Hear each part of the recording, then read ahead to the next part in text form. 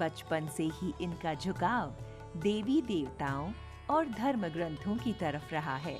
शास्त्रों की कहानियों से इन्हें बहुत प्रेरणा मिलती थी, पर जैसे जैसे ये बड़ी हुई और समाज के विभिन्न वर्गों में असंतुलन देखा, तो उनके मन में जीवन के अस्तित्व और उद्देश्य से जुड़े सवाल उठे।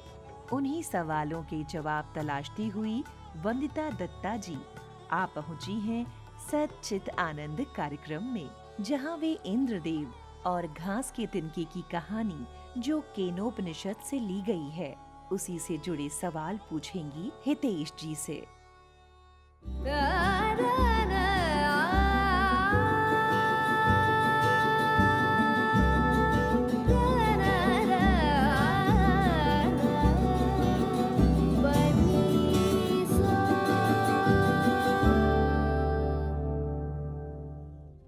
नमस्कार हितेश जी। नमस्कार। मेरा नाम वंदिता है, मैं इंदिरापुरम से आई हूँ। मैंने आपकी एक कहानी सुनी है जो आपने केनो उपनिषद से ली है, जिसका नाम है देवता और घास का तिनका। बहुत ही खूबसूरत कहानी है, सुनने में बहुत ही सरल है और अगर देखा जाए तो बहुत ही इजीली कोई भी उसे समझ सकता है। परंतु जब हम उसको अपनी ज़िंदगी के अनुभव से देखते हैं, क्योंकि आपने वह कहानी सफलता के साथ जोड़ी है जी। जब भी हम किसी कहानी के उद्देश्य को देखते हैं तो उसका रूप बदल जाता है और उसको देखने का नज़रिया, तो हमें उसमें कॉम्प्लिकेशंस नज़र आनी शुरू हो जाती हैं। तो इसी तरह से जब मैंने वो कहानी, जो मैं बहुत बार पहले भी सुन चुकी हूँ और मैंने कई बार देखी भी है यूट्यूब वगैरह में अलग सोर्सेज से, परंतु इस बार जब मैंने उसे सफलता के रूप में देखी, जैसे आपने उसको पूरा डिस्क्राइब किया, तो मुझे देखने का नज़रिया टोटली चेंज हो गया। तो मैं ये आपसे पूछना चाहती हूँ, क्योंकि मेरे अंदर वो देखकर इतने सारे प्रश्न आने शुरू हुए कि हम आज के ज़माने में जब ये सोचते हैं कि ये इतना पुराना, कितना 5000, 6000, 7000 साल पुराना ये जो हमारी कहानियाँ लिखी गई हैं उपनिषद में या पुराणों में, आज की ज़िंदगी में ये कैसे हमारे जीवन में रेलेवेंस है। क्योंकि हमारे लिए वो चीज़ जो रेलेवेंस नहीं है, हम उसको एक्सेप्ट नहीं कर रहे हैं।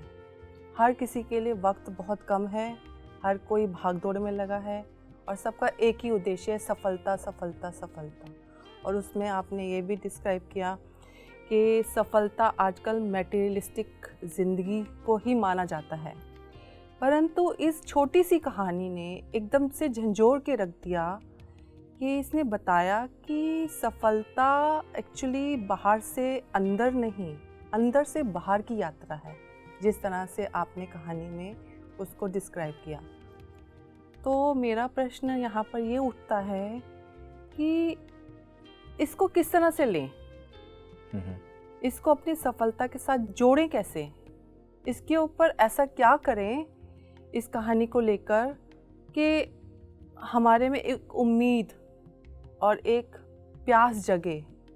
तो देखिए वंदिता जी, ये कहानियाँ भले ही बहुत पुरानी हैं, पर जो अवस्थाएं आज हैं वही अवस्थाएं पीछे भी थीं।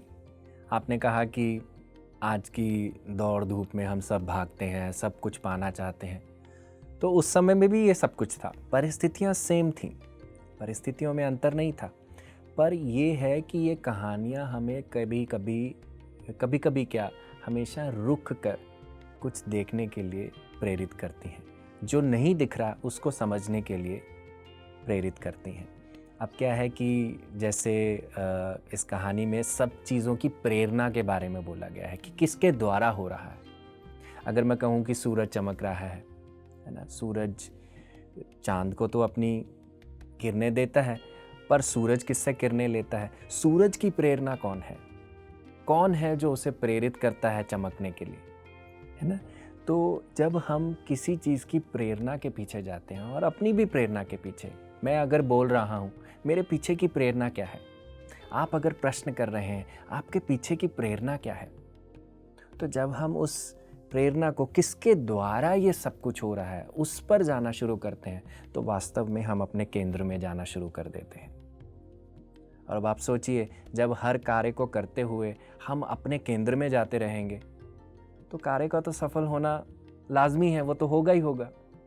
भले ही बाहरी स्तर पर उसका कुछ भी काम बने, है ना। मैं कहूँ कि एक बच्चे ने पढ़ाई करी, और पढ़ाई करी इस स्पेस से कि मेरे अंदर वो परम शक्ति की प्रेरणा से मैं पढ़ रहा हूँ, है ना। मेरा काम है पढ़ना, अच्छा करना।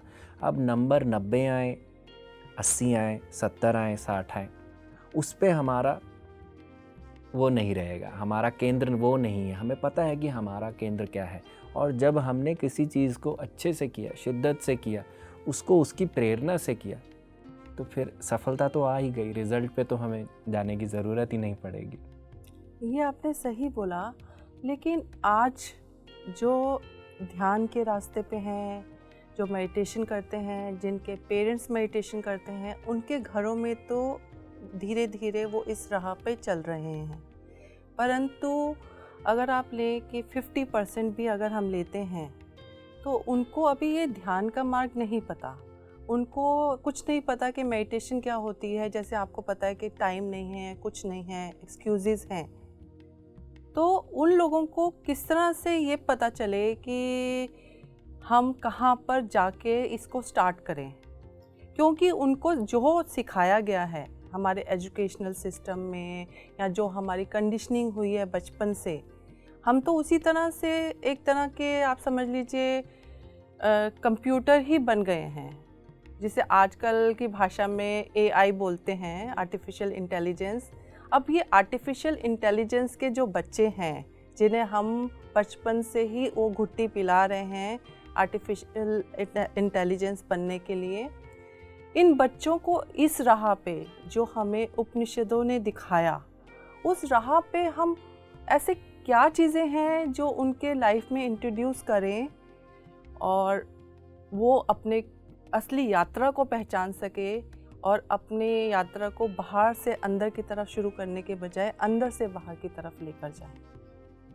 देखिए, एक कलेक्टिव स्तर पर तो हम कहेंगे मम्मी पापा, क्योंकि माता पिता सबसे बड़ा संस्कार देते हैं, घर में कैसा वातावरण है, और दूसरा किस इंस्टीट्यूशन में पढ़ते हैं, स्कूल्स, जैसे स्कूल्स के सिलेबस में इन चीज़ों को इनकॉर्पोरेट किया जा सकता है।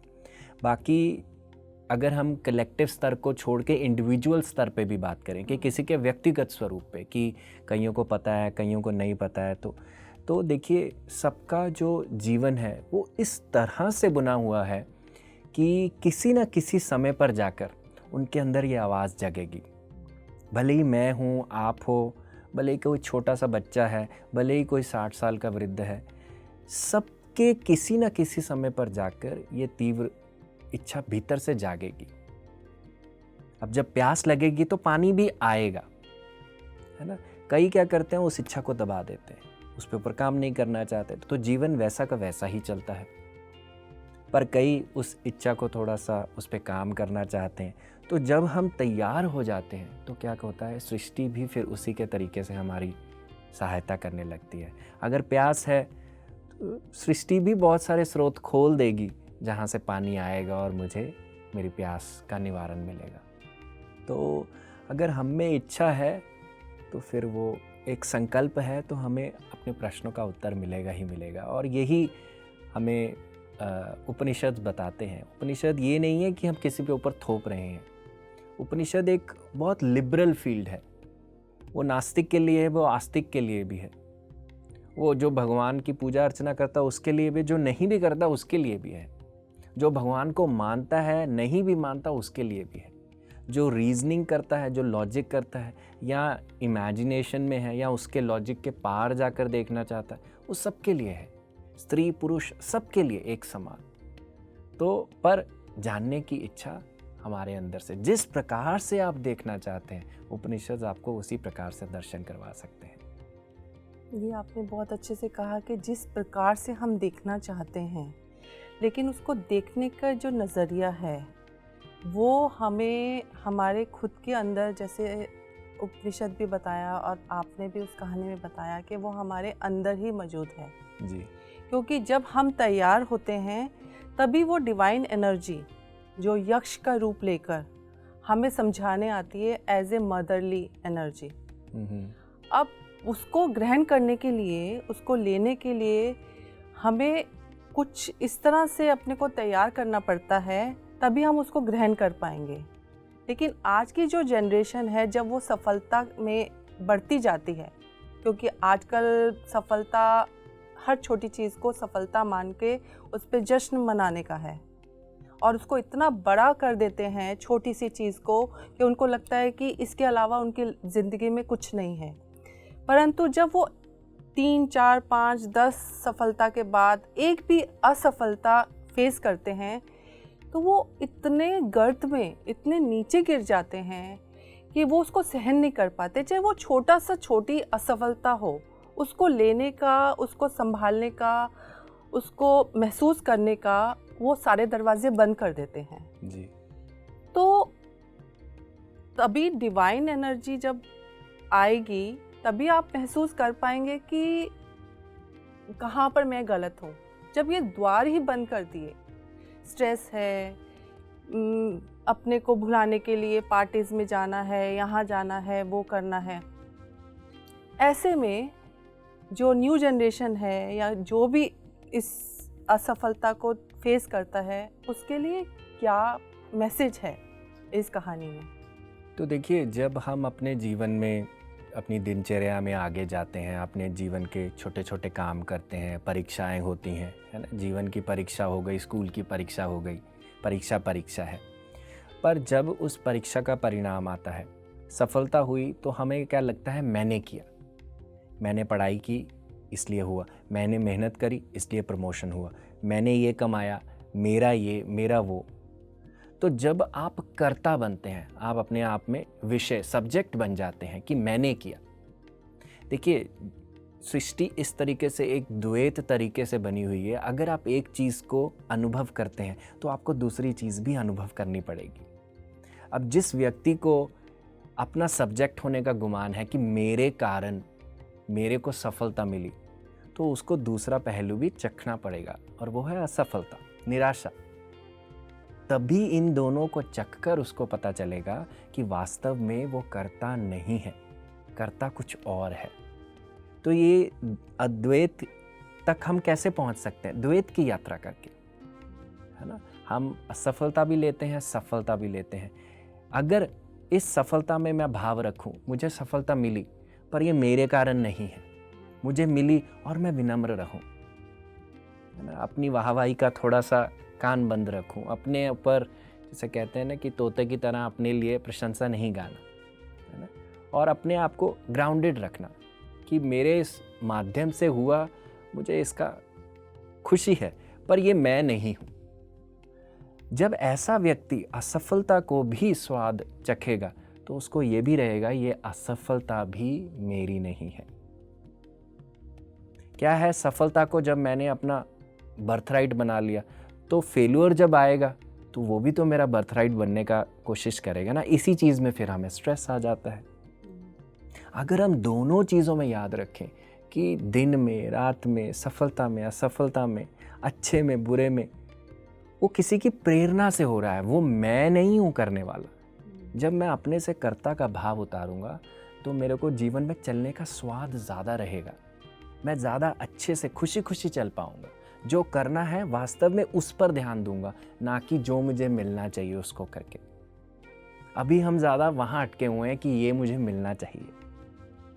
तो यही कहानी का मुख्य उद्देश्य है कि आप अपने जीवन को जीने पर ध्यान दीजिए। जीवन, लाइफ को नहीं, लिविंग, आपका लिविंग कैसा है, जीवन जीने का तरीका कैसा है, उस पर ध्यान दीजिए। और वो तरीका यही है कि मेरे जीवन में अच्छा है, बुरा है, हो रहा है, पर वो किसी की प्रेरणा से हो रहा है ना। अगर कोई आज मुझे कोई कड़वे शब्द बोल भी रहा है तो वो भी, उसके पीछे भी वही प्रेरणा है जो मेरे शब्दों के पीछे प्रेरणा है। खूबसूरत, आपने एक बहुत अच्छी बात कही, और जो इस कहानी में भी दिखाया गया है कि जब तक अग्नि और वायु के साथ अहंकार जुड़ा था, तो वो उन्होंने अपने को सेपरेट समझा, ब्रह्म से सेपरेट समझा।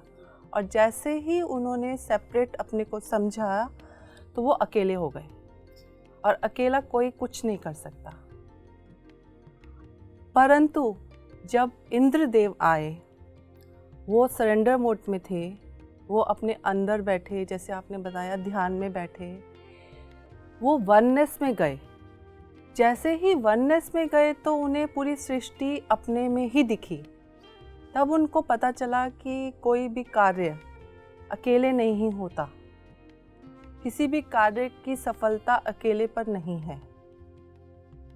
इस सृष्टि में सफलता असफलता जो भी आप हमने शब्द दिए हैं वो सिर्फ हमारे दिए हुए हैं। कर्ता कोई और है जो हमारे थ्रू किया जाता है, जो आपने अपनी कहानी में बताया।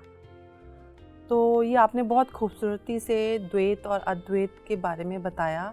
मेरे ख्याल से कई लोगों को इसमें संशय होता है कि हम कैसे द्वैत से अद्वैत की तरफ बढ़े, और ये कहानी बहुत अच्छे से बताती है कि किस तरह से ध्यान के थ्रू हम अपने को जान सकते हैं। इसके बाद मेरे मन में एक और प्रश्न आता है कि जब करने वाला ही वो है तो हम कहाँ पर हैं, हम कहाँ स्टैंड लेते हैं।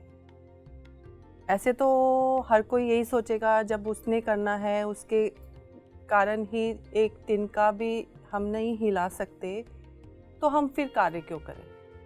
देखिए, जब हम करने वाले की बात करते हैं तो ये चीज़ सिर्फ एक जगह पर हमारे काम करती है, हमारी एक्सपेक्टेशंस पे। क्योंकि नहीं तो क्या होता, हम हर कार्य में अपनी एक्सपेक्टेशंस पहले साथ लेते हैं कि मैं अगर ये काम करूँगा तो मुझे फलाने व्यक्ति से ये काम चाहिए, या अगर मैं ये करूँगा तो इसका परिणाम इस प्रकार से होना चाहिए। एक्सपेक्टेशंस पहले सेट हो जाती हैं। पर अगर मैं आपको अपने महान संतों की कुछ उदाहरणें दूं जो जानते थे कि कर्ता वो है, वो उसकी प्रेरणा से चल रहे हैं, जैसे कि स्वामी विवेकानंद, महात्मा गांधी, आदि शंकराचार्य, इन सब को पता था कि कर्ता कौन है। पर देखिए इनका आचरण देखिए, सृष्टि के जो बड़े बड़े बदलाव आए हैं ये सब इन लोगों से आए हैं। जो बड़े बड़े जिनको हम कहते हैं ना रिफॉर्म्स आए, महात्मा गांधी देख लीजिए, स्वामी विवेकानंद देख लीजिए, आदि शंकराचार्य देख लीजिए। तो उस ज्ञान को जब हम जान लेते हैं, उस चीज़ को हम समझ लेते हैं और फिर हम अपने जीवन में उतरते हैं, तो हमारा जीवन वास्तव में एक फुलफिल्ड जीवन होगा, क्योंकि हम एक्सपेक्टेशन से फ्री हैं। अब हमारा रिमोट हमारे हाथ में है, एक्सपेक्टेशंस के हाथ में नहीं है। तो कितना लिबरल होगा वो व्यक्ति, कितना फ्री स्पेस से काम करेगा। यही हमारा हायर पोटेंशियल है कि हम उस स्पेस से जिएं। हम ये स्पेस से नहीं जिएं कि अगर वो करता है तो मुझे कुछ करना नहीं है, या मेरे जीवन का उद्देश्य ही ख़त्म हो जाएगा। जीवन का उद्देश्य ख़त्म नहीं होगा। जीवन के उद्देश्य में इतनी तीव्रता आ जाएगी कि आप उसको और अच्छे से बाखूबी कर पाएंगे, क्योंकि अब आप जान गए हैं कि वो परम शक्ति की शक्ति आपके पीछे सपोर्ट में है। जो आपने कहा, जो मैं समझी, वो मैं इस तरह से समझ पा रही हूँ कि आप कहना चाहते हो कि उद्देश्य तो रखना है, परंतु उसके पीछे जो हमारी सफलता असफलता या हमारी खुद की अपनी बनाई हुई इच्छाएं जी, वो नहीं रखनी है। इच्छा केवल एक होनी चाहिए कि हमको कार्य करना है, और ये कार्य करने वाला वो परमात्मा है। देखिए, मैं कहूँ कि उद्देश्य को भी आप छोड़ दीजिए, क्योंकि उद्देश्य रखना भी एक इच्छा है। तो बिना इच्छा के तो कुछ नहीं होगा। आप सिर्फ ये आज सुबह उठे, हाँ, सुबह उठे और जीवन चल रहा है। हाँ जी। सिर्फ अपने आप को ये बताइए, जीवन मेरे सामने जो भी लाएगा मैं उसको खुशी खुशी जीऊँगा, बस केवल इतना ही। जब आप ये करते जाएंगे, आप कब अपने उद्देश्य को पूर्ण कर लेंगे ये पता भी नहीं चलेगा।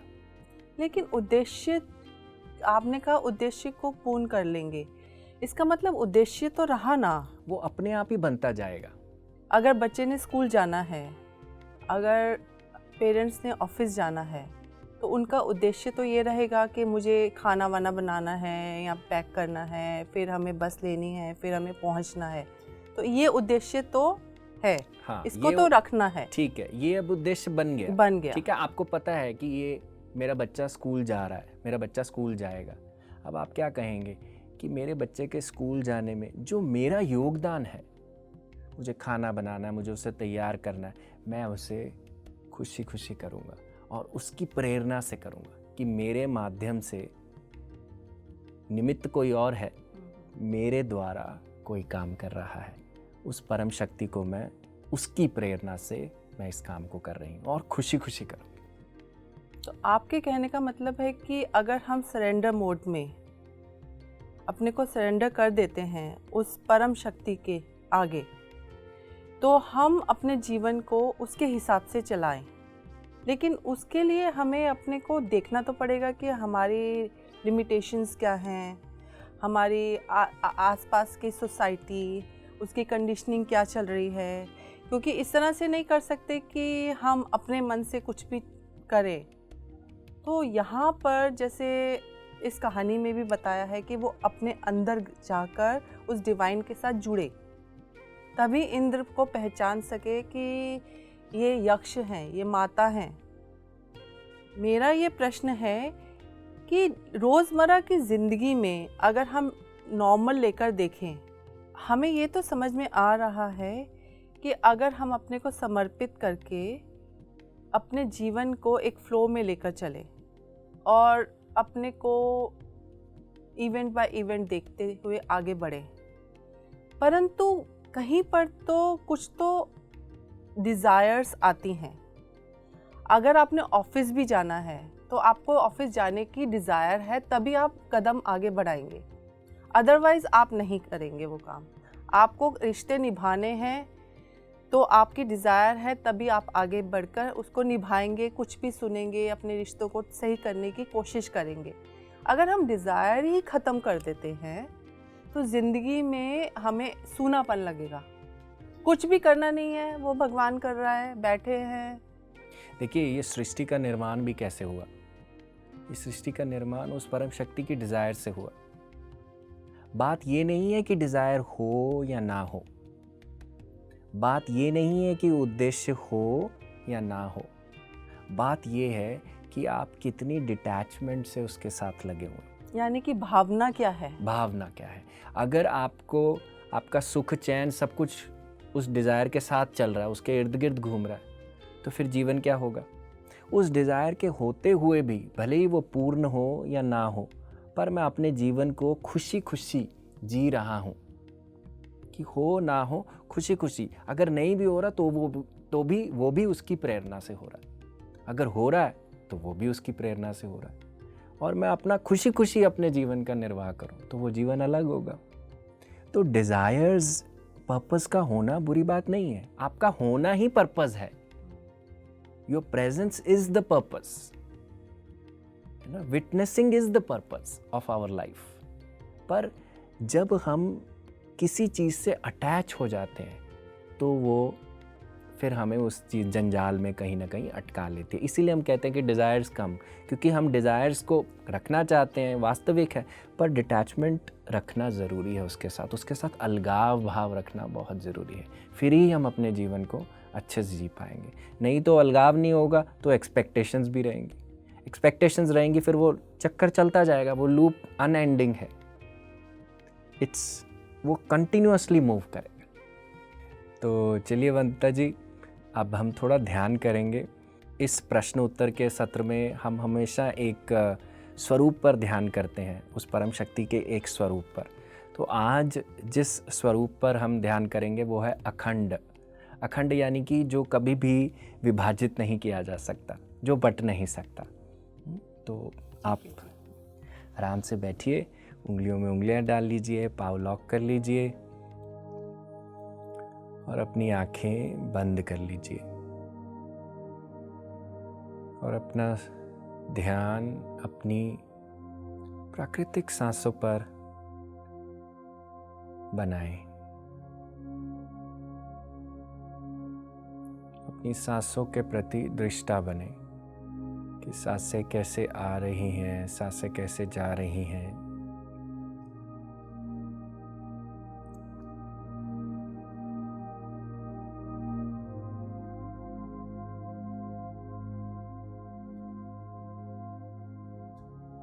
विचारों से बात ना करें,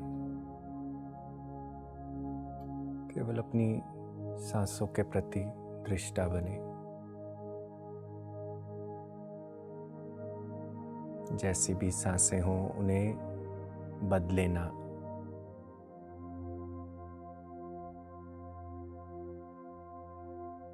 जैसी चल रही हैं उन्हें वैसा ही चलने दें।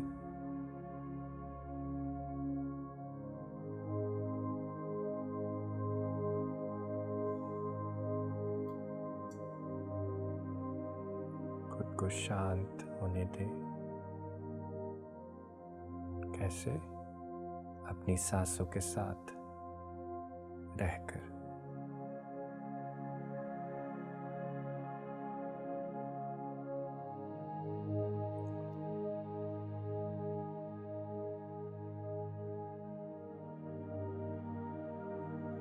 इस शांति की अवस्था में खुद के भीतर प्रश्न करें, मेरे अंदर क्या है जो अखंड है, जो कभी भी विभाजित नहीं किया जा सकता, इनडिविजिबल।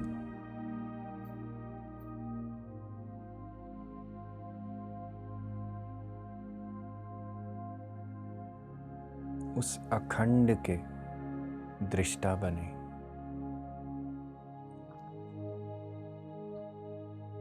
उस अखंड के साक्षी रहें।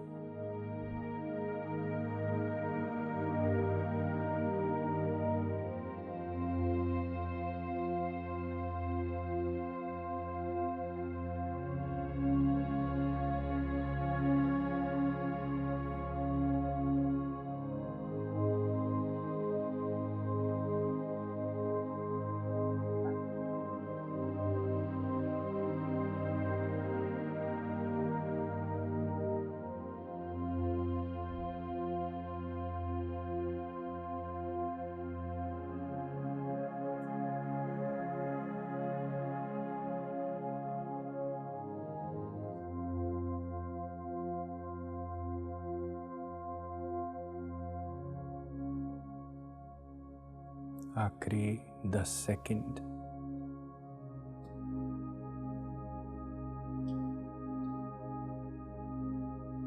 5, 4, 3, 2, 1, 0। अपने हाथों की हथेलियों को खोलकर अपनी आंखों पर रखें 5 सेकंड के लिए और हाथ हटाते हुए धीरे धीरे अपनी आंखें खोलें। बहुत अच्छा अनुभव हुआ ध्यान का, और जिस तरह से आपने बताया पार ब्रह्म का जो अखंड है उसकी अनुभूति हुई मुझे। और बहुत बहुत धन्यवाद। जो प्रश्न थे उनके उत्तर और साथ में इतना खूबसूरत ध्यान कराने के लिए thank you very much. Thank you Vandita ji, thank you. सत्यमेव जयते, सत्य की ही विजय होती है।